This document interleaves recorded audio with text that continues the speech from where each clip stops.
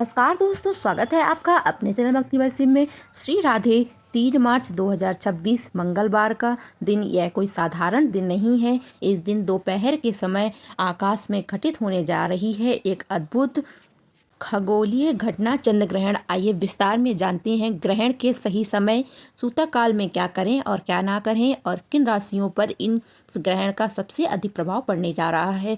चंद्र ग्रहण का समय भारतीय समयानुसार 3 मार्च दिन मंगलवार को फाल्गुन पूर्णिमा के दिन दोपहर 3:20 से शुरू होगा। ग्रहण का समापन होगा 6:47 पर। ग्रहण की कुल अवधि रहेगी लगभग 3 घंटे 30 मिनट की।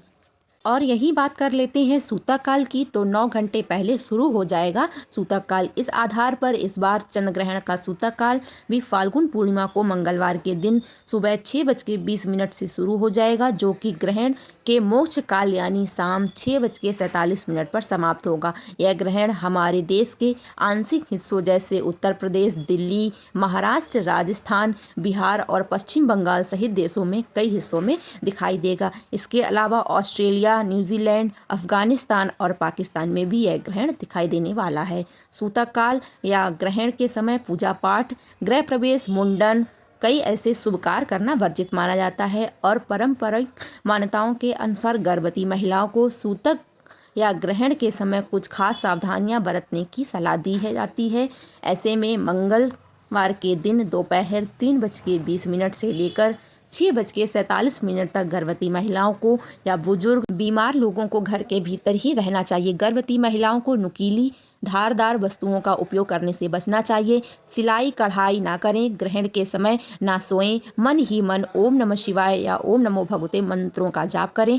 सकारात्मक सोच रखें और किसी भी तरह की निगेटिविटी से बचे। वैसे तो सूतक काल या ग्रहण के दौरान यात्रा करने से भी बचना चाहिए। अगर किसी गर्भवती महिलाओं को किसी आवश्यक काम से यात्रा करनी पड़ रही है तो सूतक काल लगने से पहले कुछ ऐसे शुद्ध वस्तुएं, पवित्र वस्तुएं जो हमारे हिंदू धर्म में बहुत ही शुभ मानी जाती हैं, सूतक काल में प्रयोग की जाती हैं, जैसे तुलसी की पत्ती या दुर्वा कुश, और इसके अलावा कई पवित्र पुस्तक, गंगा जल, रुद्राक्ष की माला या फिर तुलसी की माला को अपने पास रखें। सूतक काल के समय भगवान की प्रतिमाओं को स्पर्श ना करें। आरती, दीपक प्रज्वलित ना करें। किसी भी प्रकार के पूजा पाठ इस दौरान ना करें।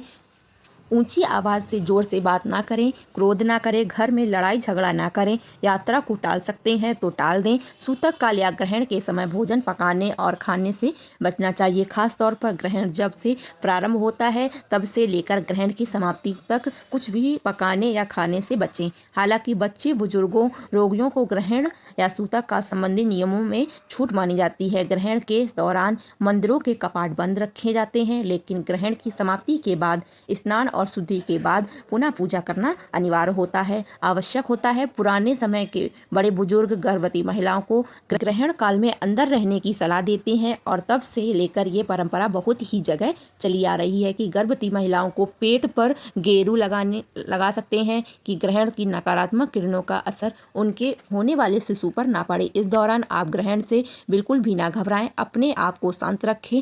ग्रहण या सूतक काल के बीतने का इंतजार करें। किन किन राशियों पर इन ग्रहण का असर सबसे ज्यादा पड़ने वाला है तो जान लेते हैं। तो दोस्तों, मेष राशि, कर्क राशि, सिंह, वृषभ और मीन राशि के जातकों को इस ग्रहण के दौरान खास सावधानियां बरतने की सलाह दी जाती है। सूतक काल या ग्रहण के दौरान जितना हो सके हनुमान चालीसा का पाठ मानसिक पाठ करें, या आप सुन सकते हैं ओम नमः शिवाय महामृत्युंजय मंत्र का जाप तथा हरे कृष्णा का महामंत्र जाप कर सकते हैं। तो दोस्तों, बहुत से लोगों का यह प्रश्न भी है कि चंद्र ग्रहण तो हमेशा रात के समय या शाम के समय ही लगता है, तो यह दिन के समय कैसे लग रहा है।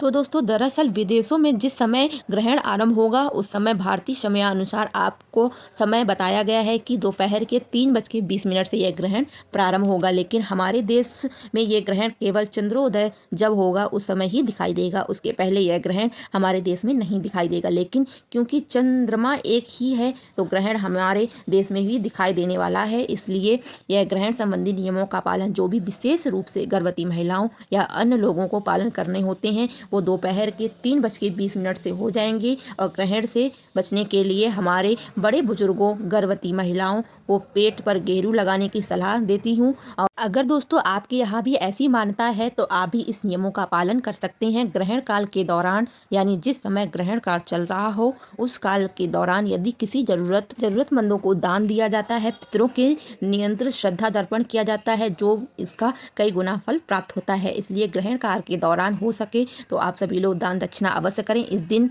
की जाने वाली वस्तुओं में सफ़ेद रंग की वस्तुएं जैसे सफ़ेद तिल, घी, शक्कर या नमक आदि का दान करना शुभ माना जाता है। तो दोस्तों यह जानकारी आप सभी को कैसी लगी कमेंट में ज़रूर बताना और चैनल को सब्सक्राइब करना ना भूलना, ताकि और भी ऐसी धार्मिक से जुड़ी वीडियो आप तक आती रहे। हर हर महादेव। नेक्स्ट वीडियो मिलेंगे। बाय बाय दोस्तों।